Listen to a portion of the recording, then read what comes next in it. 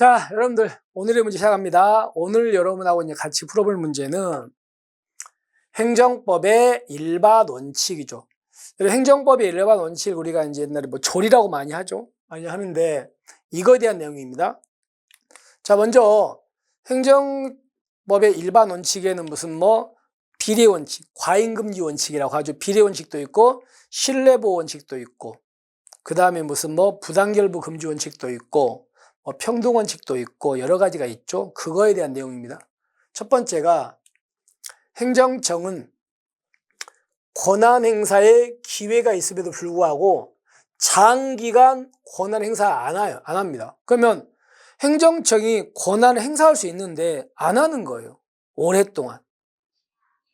안 하다 보니까 이제 국민이 더 이상 이제 행정청이 권한을 행사하지 않겠네라고 믿어버린다는 겁니다. 그럼 한마디로 행정청이 이제 나한테 뭔가를 할 수 있는데 안 하고 있는 거야, 오랫동안.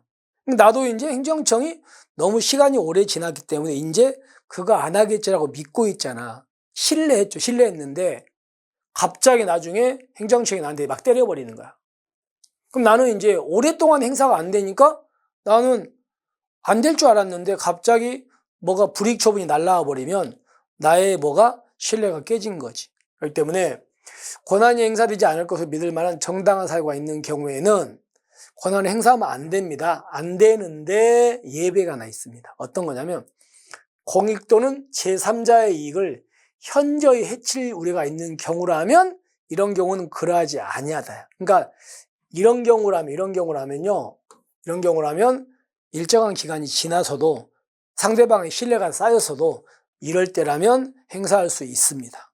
그래서 이런 경우에도 행사하면 안 된다 때문에 X가 되는 겁니다. 이런 경우라면 행사할 수 있다. 아시겠죠? 이게 바로 무슨 원칙입니까? 신뢰보호 원칙이죠. 됐습니다. 자, 그 다음에 보세요. A라는 사람이 음주운전을 했습니다. 근데 이 사람이 음주운전을 했는데 무슨 사유냐면 면허 취소 사유입니다. 면허 취소 사유예요. 네, 면허 취소 사유인데 근데 서장님께서 이거를 착오했어. 착오해가지고 면허 취소 사유인데 뭘 때렸다? 면허 정지를 때린 거예요. 면허 정지. 그래서 이 사람은 지금 면허 정지 기간 중에 있는 거예요. 근데 나중에 시도경찰청장님께서 이 사람은 정지가 아니고 취소 사유라는 거지. 그래서 면허 정지 중인데 이 사람한테 또 면허 취소 또 때린 거지. 그러면 A라는 사람은 면허 정지로 모든 게 끝날 거라고 믿고 있지 면허 취소가 또 날라올 거라고 생각 안 하고 있거든요. 근데 면허 취소 또 날라왔잖아. 그럼 면허 정지로 모든 게 끝날 거라고 믿은 이 사람이 뭘 깼다? 신뢰를 깼죠. 그러니까 이거는 과한 게 아니고 신뢰를 깨서 위반입니다. 따라서 면허 취소 사유에 해당하는 음주운전을 적발한 경찰관의 소속서장이 사무착오로 위반자에게 면허 정지 처분을 한 상태에서 위반자의 주소지 관할 지방청장이 면허 취소하는 것은 비례 원칙이 아니고 무슨 원칙이다? 신뢰보호 원칙이죠. 신뢰보호 원칙에 위반해서 허용될 수 없답니다. 이거는 비례 원칙 아니에요. 비례 원칙은 너무 과한 게 아니잖아요. 이걸 믿음을 깼기 때문에. 그래서 신뢰보호 위반입니다. 그 다음에 여러분 비례원칙은 행정기본법 10조하고 경직법 1조 2항에 명시가 돼 있죠. 그리고 비례원칙의 내용은 세 가지가 있습니다. 뭐 있습니까? 적합성과 필요성과 상당성인데 여러분 여기서 이 필요성을 다른 말로 뭐라고 하냐면요. 최소 침해 원칙이라고 합니다. 필요성, 최소 침해가 있고요. 상당성은 협의의 비례 원칙이라고 합니다.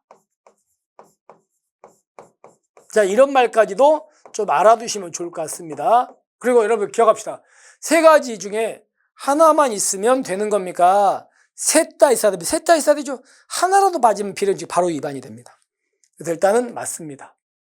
그러면 그 세 가지 적필상 중에서 경찰 기관의 어떤 조치가 목적 달성을 위해서 필요한 경우라 하여도 조치에 따른 불이익, 자, 행정청이 A한테 만약에 불이익 처분을 했다고 합시다. 그러면 이 불이익 처분을 통해서 얻고자 하는 행정적인 공익이겠죠, 공익. 공익하고요. 불이익 처분되면은 A라는 사람은 손해잖아요, 그죠? 이 A의 손해, 사익. 이걸 비교해 보니까 불이익 처분을 통해서 얻는 공익이 침해되는 A의 사익보다 커야만 얘가 정당화되는 거예요. 이걸 우리가 뭐라고 합니까? 공익이 A보다 커야 된다가 바로 상당성의 원칙입니다. 다른 말 협의비례 원칙이요. 됐죠? 그래서 그 조치로 인해서 발생한 이익보다 큰 경우에는 경찰권과 얘가 크면은 경찰권 발동하면 안 된다는 적합성이 아니고 무슨 성이다? 상당성이라고요. 자, 적합성은 어떤 수단이 목적 달성에 적합해야 된다는 게 적합성이고, 적합한 것 중에 여러 개가 있다면 상대방한테 피해가 가장 덜 가는 걸 택해야 된다가 필요성이고, 세 번째가 가장 저가 덜 가는 걸 택했을지라도 그걸 통해서 얻고자 하는 공익하고, 그걸 때리니까 사익하고 비교해가지고 공익이 커야만 가능하다는 게 뭐라고요? 상당성. 그러니까 이거는 상당성에 대한 개념입니다. 그래서 여러분들은 적합성, 필요성, 상당성에 있는 것이 꼭 정리가 돼야 돼요. 아시겠죠?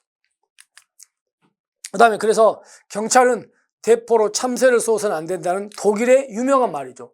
이 말은 필요성이 아니고 무슨 성? 상당성이죠. 상당성이 큰 말입니다. 왜냐하면 대포를 쏘아서 잡는 건 참새, 대포를 쏘면 거기가 초토화되겠죠. 그러니까 이거는 얻는 것보다 손해가 더 큽니다. 그러니까 이거는 상당성이다 보시면 되겠습니다. 따라서 첫 번째는 공익 또는 제3자 이익을 현재 우려가 있는 경우라면 예외다. 그리고 이거는 비례 원칙이 아니고 신뢰보 원칙이다. 그리고요, 리을은 이거는 적합성이 아니고 상당성이다. 그리고 이 말은 상당성 원칙을 표현하는 거다. 아시겠죠? 그래서 디귿만 맞고 나머지는 다 잘못됐습니다. 됐습니까?